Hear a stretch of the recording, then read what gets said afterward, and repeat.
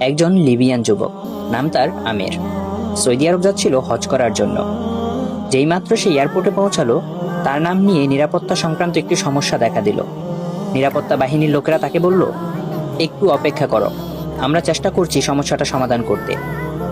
এই সময়ে অন্য সব হাজিরা তাদের প্রক্রিয়া শেষ করে প্লেনে উঠে পড়ল, আর প্লেনের দরজা বন্ধ হয়ে গেল।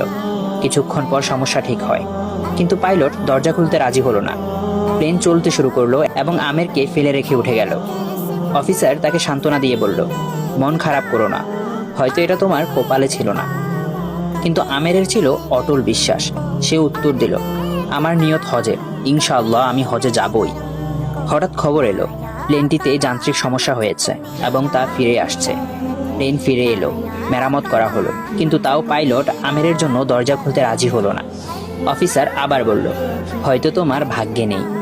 কিন্তু আমের ছিল ধীর প্রতিজ্ঞ, স্থির ও ধীরচেতা। সে বলল, আমার নিয়ত হজের, ইনশাআল্লাহ আমি হজে যাবই। প্লেন আবার উড়ে গেল। কিছুক্ষণ পর আরেকটি খবর এলো, প্লেনে আবারও সমস্যা হয়েছে। এবার পাইলট নিজেই বললেন, আমি আর উড়ব না যতক্ষণ না আমের প্লেনে ওঠে। শেষ পর্যন্ত আমের প্লেনে উঠল। সৌদি এয়ারপোর্ট থেকে সে একটি ভিডিও করল।